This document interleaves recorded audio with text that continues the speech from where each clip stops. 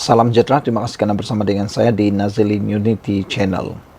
Isu penyasaran diesel dijangka tidak jejas peluang menang calon Pakatan Harapan dalam pilihan raya kecil PRK Sungai Bakap. Ramai kata silap-silap hari bulan PH akan kalah dalam pilihan raya kecil PRK Sungai Bakap. Namun demikian, menurut laporan ini, dijangka PN yang akan kalah, PH tidak akan kalah.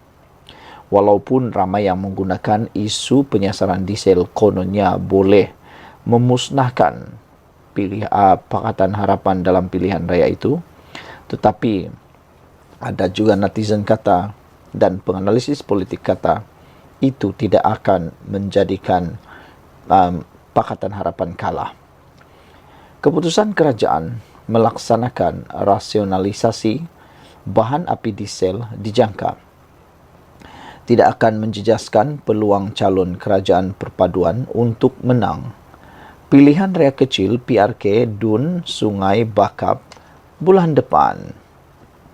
Ahli Majlis Kerja Tertinggi UMNO, Datuk Seri Ahmad Maslan berkata, penjelasan berhubung penyasaran subsidi diesel perlu menjadi fokus utama jentera kerajaan perpaduan ketika ini supaya dapat meleraikan salah faham dan persepsi negatif orang ramai terhadap inisiatif tersebut. Beliau juga optimis calon di pihak kerajaan akan menang walau banyak isu sedang dibangkitkan di luar. Kita boleh memenangi walaupun ada banyak isu di luar sana yang bermacam-macam. Saya harap jentera penerangan membuat penjelasan yang tuntas dan padu mengenai penyelarasan subsidi diesel. Itu antara isu tumpuan utama di Dewan Undangan Negeri Sungai Bakap. Jadi, jika diberikan penerangan dengan teliti, saya yakin mereka boleh menerima penjelasan mengenai penyasaran subsidi diesel, katanya dalam sidang media lewat petang semalam. Mengulas lanjut, Ahmad Maslan yakin jentera Barisan Nasional dan Pakatan Harapan PH akan dapat bekerjasama untuk memenangkan calon kerajaan perpaduan kerana hubungan dua gabungan politik itu kini sudah semakin serasi selepas setahun setengah bersama. Beliau berharap jentera UMNO akan digerakkan selepas 2 kali mesyuarat berlangsung dan mereka akan diketuai pengerusi UMNO Pulau Pinang, Datuk Musa Sheikh Fazir. Saudara-saudara sekalian, dengan penjelasan daripada pemimpin UMNO ini, iaitu Ahmad Maslan, maka peluang untuk Perikatan Nasional makin kecil untuk menang di PRK Sungai Bakap. Dijangkakan isu penyasaran diesel tidak akan menjejaskan peluang menang calon Pakatan Harapan. Selain daripada itu, saya sudah menonton ceramah ataupun pengenalan diri, sesi memperkenalkan diri oleh calon Sungai Bakap ini baru-baru ini, dan saya dapati beliau mempunyai aura dan beliau merupakan pemimpin tempatan di Sungai Bakap juga. Pastilah itu memberikan kelebihan besar kepada beliau. Jumpa lagi. Bye-bye. Salam sejahtera, terima kasih kerana bersama dengan saya di Nazilin Unity Channel. Berita gembira, kejutan besar untuk semula rakyat Malaysia. Hari ini disahkan, Anwar dan Muhyiddin akhirnya berdamai. Saudara, inilah berita yang kita tunggu-tunggu. 2 individu besar untuk Malaysia, iaitu Muhyiddin dan Anwar Ibrahim, akhirnya berdamai untuk kes dan pertikaian peribadi. Ini satu berita yang baik. Bayangkan kalau semua pemimpin yang ada di Malaysia ini sanggup berdamai. Berapa hebatnya negara kita, berapa majunya negara kita kalau mereka bersama sejiwa dan sehati membangunkan Malaysia. Anwar Ibrahim dan Muhyiddin telah pun berdamai, setuju henti pertikaian peribadi. Perdana Menteri Datuk Seri Anwar Ibrahim dan bekas Perdana Menteri Tan Sri Muhyiddin Ahmad Yassin hari ini mengambil keputusan menghentikan pertikaian peribadi antara mereka sekaligus menghentikan prosiding kes di mahkamah. Dalam satu kenyataan bersama, keputusan itu disepakati antara Muhyiddin dan Anwar setelah mempertimbangkan kesan saman fitnah kepada umum serta mengambil kira saranan Hakim Mahkamah Tinggi dan keadaan semasa negara yang perlu diutamakan.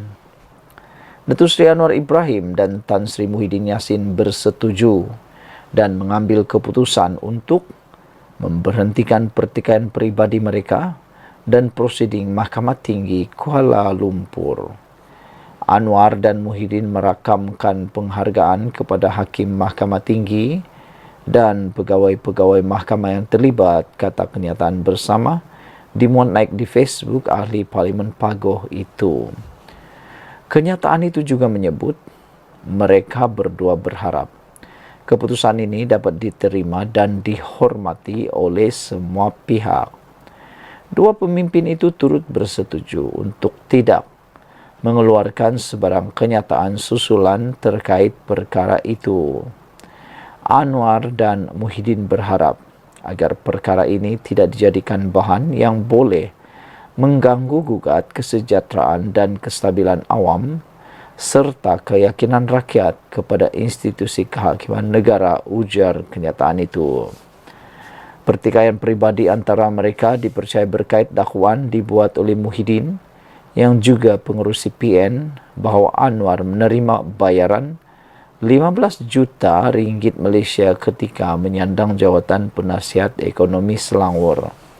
Selain itu, ia juga membabitkan saman fitnah dikemukakan Muhyiddin terhadap Anwar berhubung isu pelupusan hutang peneroka Lembaga Kemajuan Tanah Persekutuan berjumlah 8.3 bilion. Media sebelum ini melaporkan ucapan Anwar yang mendakwa Muhyiddin hanya mengemukakan mengenai pelupusan hutang peneroka namun tidak menyelesaikan perkara berkenan ketika beliau menjadi Perdana Menteri. Anwar berkata selaku Menteri Kewangan, beliau baru saja menandatangani dokumen kelulusan terbabit pada akhir Jun lalu. Atas sebab itu, saman dikemukakan oleh Muhyiddin. Saudara, ini satu berita baik dan patut kita sokong. Apabila Anwar Ibrahim dan Muhyiddin berdamai, setuju henti pertikaian peribadi. Kita jumpa lagi. Bye-bye. Salam sejahtera. Percaya atau tidak, ini kejutan paling besar Rosmah Mansur berkait dengan kes 1MDB. Siapa sangka Rosmah Mansur sanggup lakukan ini, yaitu dia berjanji dan telah pun membuat satu aku janji untuk tidak berurusan barang mewah mungkin dikait 1MDB. Rosmah Mansur hari ini memberi aku janji kepada Mahkamah Tinggi Kuala Lumpur untuk tidak memindahkan atau berurusan dengan beberapa beg tangan, barang kemas dan barangan lain yang kemungkinan menjadi sasaran tuntutan mahkamah Amerika Syarikat dolar 346 juta bersamaan 1.63 bilion ringgit Malaysia 1MDB terhadapnya.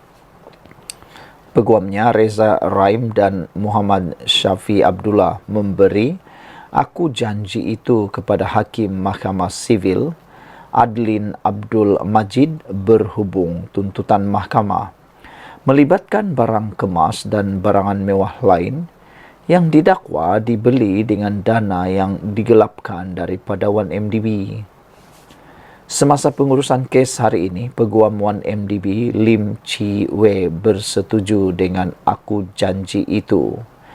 Sementara menunggu pendengaran permohonan 1MDB untuk instruksi bagi menghalang isteri bekas Perdana Menteri itu daripada berurusan atau memindahkan aset sementara menunggu pelupusan saman. Perbicaraan instruksi masih belum ditetapkan.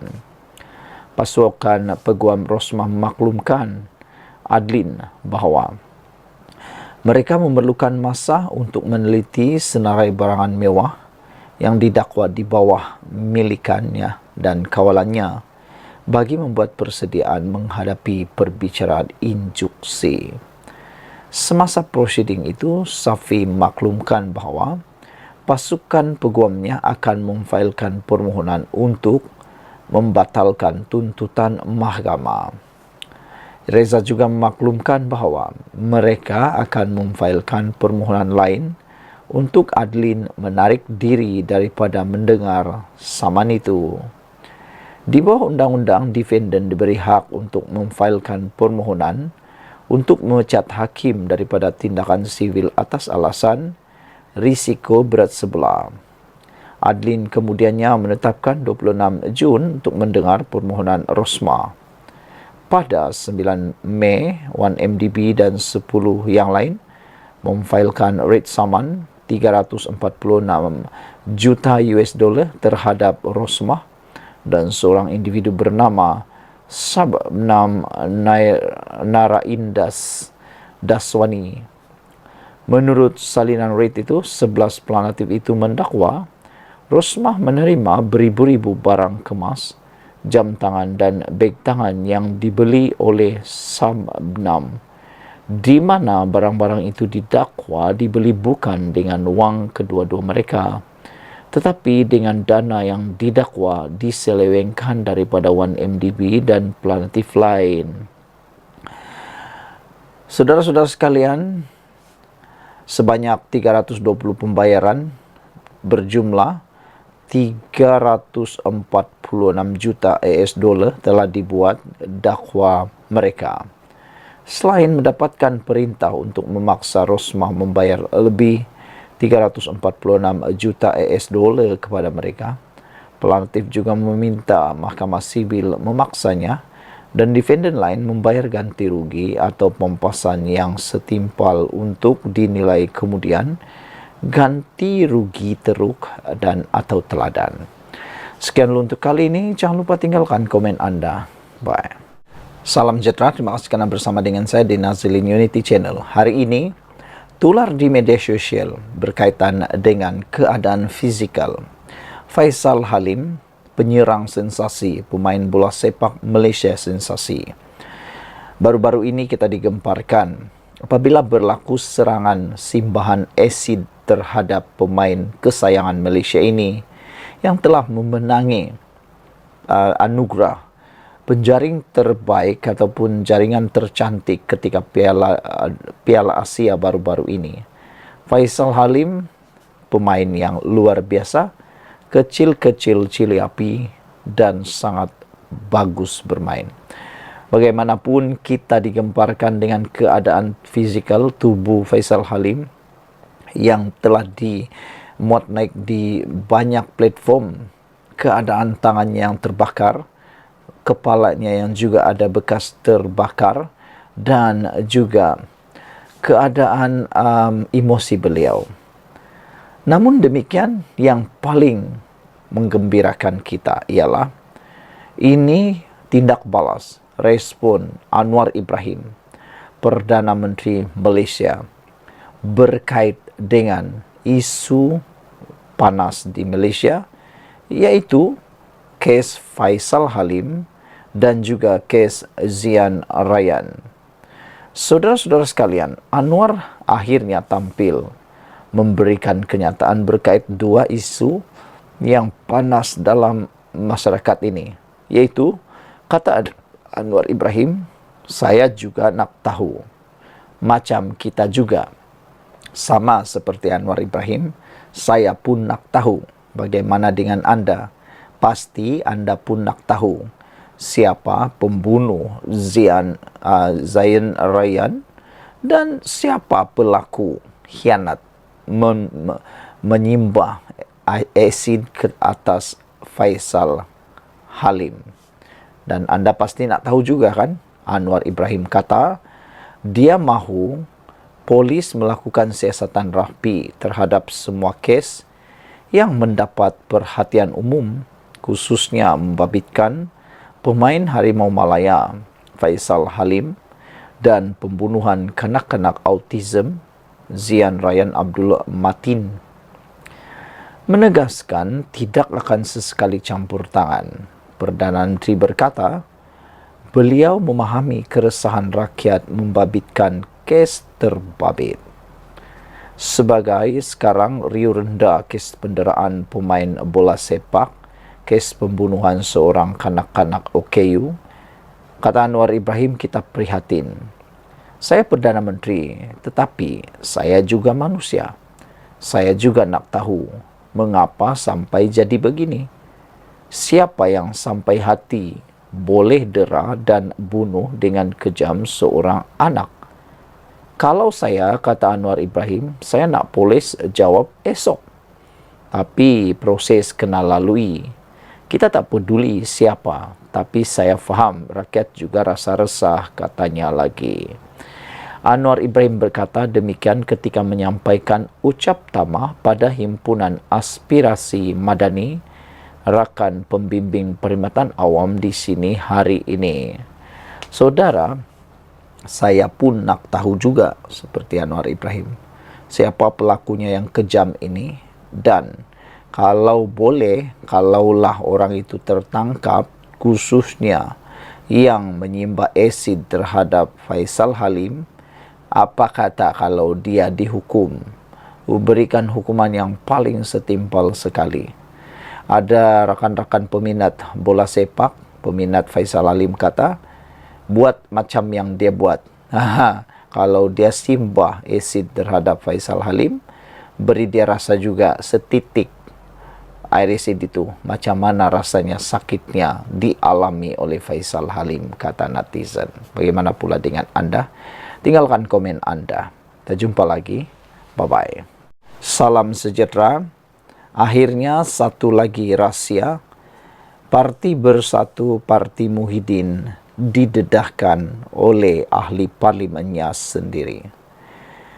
Kita agak terkejut apabila bekas ahli parlimen yang telah dipecat oleh Bersatu ini tiba-tiba tampil mendedahkan taktik yang digunakan oleh Parti Bersatu yang dianggap terancang dan juga dianggap licik. Ada orang kata politik ini memang penuh dengan kelicikan. Paling membuatkan netizen agak kesal ialah apabila politik dianggap sebagai dinamik. Politik itu dianggap sebagai dinamik. Maknanya kemarin dia boleh musuh, hari ini boleh berkawan. Hari ini satu lagi taktik strategi yang digunakan oleh Parti Bersatu secara diam-diam telah didedahkan oleh seorang bekas ahli parlimen yang dipecat oleh Parti Bersatu, yaitu ahli parlimen Bukit Gantang. Beliau berkata, Bersatu menggunakan taktik pemecatan terancang. Walau bagaimanapun, kata ahli parlimen Bukit Gantang itu, beliau masih kekal sebagai ahli parlimen Bukit Gantang. Syed Abu Hussein Hafiz Syed Abu Faisal menegaskan dia masih ahli parlimen Bukit Gantang dan menyifatkan tindakan Bersatu menggugurkan keahliannya sebagai pemecatan terancang. Ini selepas semalam dia menerima notis dari Setiausaha Agung Bersatu Hamzah Zainuddin yang memaklumkan bahawa namanya telah dikeluarkan daripada sistem keahlian parti tersebut. Muslihat Parti Bersatu apabila membuat pindaan perlembagaan parti untuk memecat keanggotaan saya, membuat ugut-ugutan tersebut. Seperti yang dilakukan oleh pemimpin kanan, serta siri keputusan-keputusan Majlis Pimpinan Tertinggi yang mencari ikhtiar menggugurkan keanggotaan saya merupakan satu tindakan yang bersifat pemecatan terancang, katanya. Apabila parti Bersatu menghantar notis rasmi bahawa mereka telah mengeluarkan nama saya dari senarai keahlian Bersatu, ini bermakna mereka telah mengambil tindakan untuk memecat saya. Perkara 49E dalam kurungan 2 kurungan C telah jelas menyatakan bahawa kedudukan saya selaku ahli Dewan Rakyat tidak terhenti apabila parti memecat saya daripada keanggotaan parti setelah nama saya dikeluarkan daripada senarai keahlian, katanya dalam kenyataan hari ini. Istilah pemecatan terancang biasanya digunakan untuk merujuk situasi apabila majikan sengaja menyusahkan atau menganiaya pekerja sehingga memaksa pekerja berhenti kerja.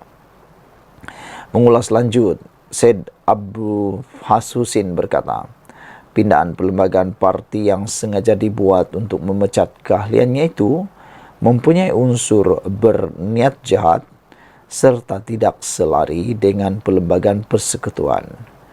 Keabsahan pindaan perlembagaan Bersatu bersabit kedudukan ahli Dewan Rakyat adalah tertakluk kepada perlembagaan persekutuan sebagai undang-undang tertinggi negara, kata beliau, dan bukan sebaliknya. Dengan itu, pindaan perlembagaan Bersatu itu tidak memberi seberang kesan kepada kedudukan saya sebagai ahli Dewan Rakyat, kata beliau lagi. Bersatu telah pun menyerahkan notis keahlian terhenti secara serta-merta kepada 6 wakil rakyat yang mengisytiharkan sokongan kepada Perdana Menteri Anwar Ibrahim. Sekian untuk kali ini. Jangan lupa tinggalkan komen anda untuk isu kali ini. Paling penting sekali anda memberikan komen yang paling jitu. Kita jumpa lagi. Bye-bye.